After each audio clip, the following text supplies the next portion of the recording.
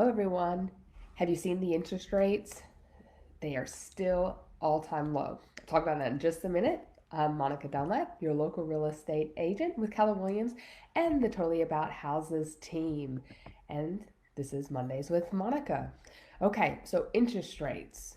Again, very low. If you have a VA loan, you could potentially get a 2.5% interest rate.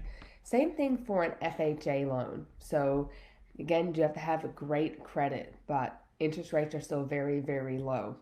We're still in a great sellers market. Currently, we only have 1818, so a little over 1,800 homes active on the market. Now, this is residential homes.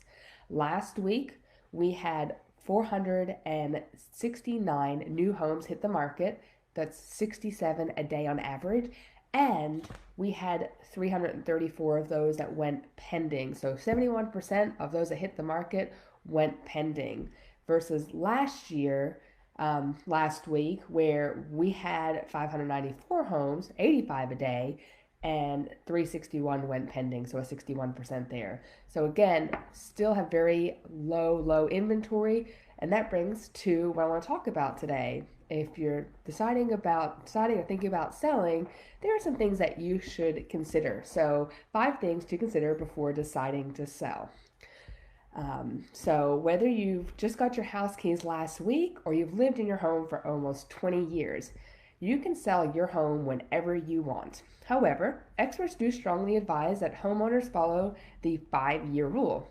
Stay in the same home for at least 5 years before selling. That doesn't mean you have to, though, and we'll talk about some of the things that could affect that and see if it is a great time to sell or if maybe you should hold off and wait for a little bit longer. So I'm going to discuss some important factors that you should be aware of before making any rash decisions and putting up a for sale sign.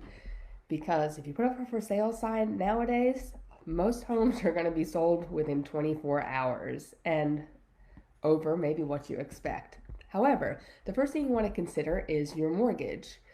Who doesn't want to make money on the sale of their home? That's why you put it up for sale most of the time. But if you want to maximize your profit, then your sale price must be greater than what is left on your mortgage. During the first few years of your mortgage, a huge part of your payment actually goes towards interest rather than the principal or paying the loan down. So this makes it more difficult to make money off the sale if you've lived in your home for less than 5 years. The only exception would be if you purchase your home with a larger down payment, such as 20% down or more, then your interest rate and mortgage amount will probably be smaller, so it's possible to make money in a shorter amount of time. However, that leads to my next point of equity, because even if you purchase your home just 2 years ago, the equity could be much greater than it usually is because the way the market is going. So we've had a great seller's market. Prices have gone up exponentially. So if you purchase your home for $150,000 2 years ago, it could be worth every bit of $200,000 today. And that's not in every neighborhood and every area, but it is possible and it happens. And that's called equity. So your home equity is an important factor to consider before deciding to sell. Equity is defined by the balance. It's the portion of your property that you truly own and is a homeowner's most valuable asset. Okay, so simply put, your equity is the difference between your home's market value and what you owe on your mortgage. So if your home is worth $200,000 and you owe $150,000, you have $50,000 worth of equity. Okay, you build equity through paying off more of the principal of your loan. So if you sell too soon, you may not have enough equity accrued, and you're paying more to the lender than you'll earn on the home sale. Now, again, I haven't seen this recently. We're seeing the flip-flop of, again, you purchased it 2 years ago, you have a lot more equity than you usually would have, okay? Your equity also grows when your home appreciates its value due to a strong local real estate market, and that's what we're experiencing, and improvements that you make. So if you bought a home and you remodeled the kitchen or the bathroom, you redid the flooring, other renovations you may have done could return a higher value. So if you bought a home for $150,000, again 2 years ago, and it needed a lot of work, it could be worth $250,000 more or less now. That makes sense. The next thing you want to look at is capital gains tax. So how long should you live in your home before you sell? Well, it may be best to stay put for at least a couple years if you want to avoid paying hefty taxes. I know I keep using this 2-year mark, but the home must be your primary residence for a minimum of 2 years of the previous 5 years for the sale to be exempt from paying capital gains tax on the profits of your sale. Which could cost you up to $250,000 for an individual and up to $500,000 for married couples. So again, if you haven't lived in your home for 2 of the past 5 years, you could be subject to capital gains tax. So if you want to sell, it's only been a year, and you're going to make $50,000 profit, that $50,000 will be subject to capital gains, and I can let you know more later on that too. The next thing is the local market conditions, and I just talked about this as well. Right now, it's a hot seller's market.